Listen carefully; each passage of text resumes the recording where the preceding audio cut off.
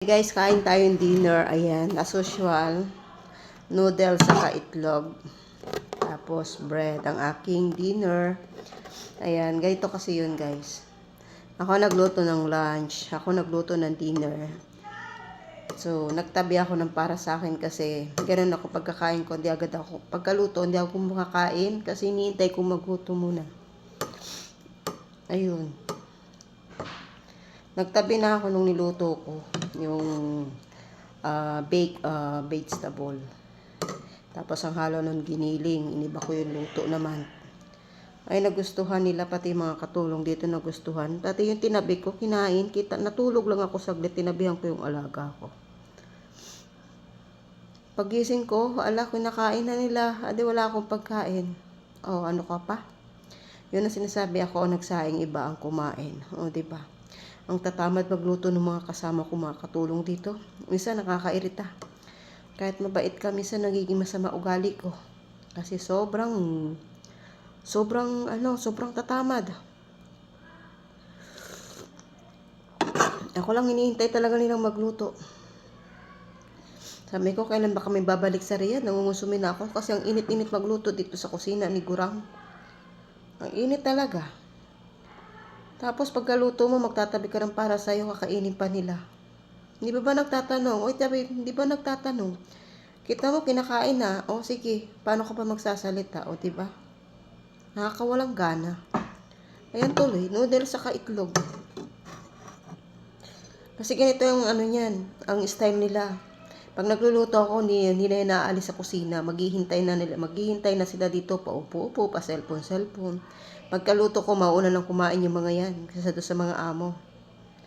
Eh ako ginagawa ko, nagtatabi ako ng pagkain ko. Yung gusto ko yung niluto ko, tatabi ako ng para sa akin. Kasi late kong kakainin. Aba, ay pati yung tinabi ko, kita ko, paglabas ko din sa kusina, kinakain na nila. O, di ka pa natuwa. Minsan pag ano yung mga kasama mo, nakakawalang gana. Nakaka-bad trip.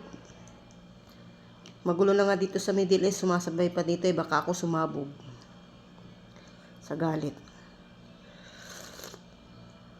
Makakabiglang manapak na lang.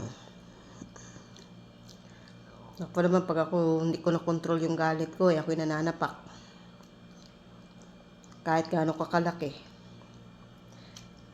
Kaya kitang duweltahan. Minsan kasi pag ano yung mga kasama mo, yung ikaw mag-a-adjust. Pinagluluto mo na nga yung mga amo nila. Pati yung mga katulong pagluluto mo pa rin. Tapos ayun, mga nag-upo sa kwarto. Tapos labas din sa kusina. Sorry Akil, I'm very hungry. Ay buiset, bigyan niya mga katulong. Ayun ang mga nasa kwarto, akala nila nagluto ako ng pagkain namin. Hindi nila alam, nag-noodles lang ako. Bahala sila kung anong kakainin nila kasi hindi ako nagluto ngayon ng pagkain na kasi nag-order yung amo ko ng burger. Hindi ako nagpa-order. Sabi ko, huwag nyo na kami order. Ayoko ng burger. Hindi yung nag-order para sa katulong. Sabi ko, mag-i-indomie na lang ako. May indomie pero wala na. Isa na lang to. Pag ako sinumpong ng yung talangka ko sa ulo ay nabuhay, talaga masama ugali ko. Noodles sa may sabaw, itlog, diba? Nasa ng hostesya dyan, ako nagluto, ako hindi nakakain, diba? Sila mga busog, ako gutom. Grabe mga tao. Grabe.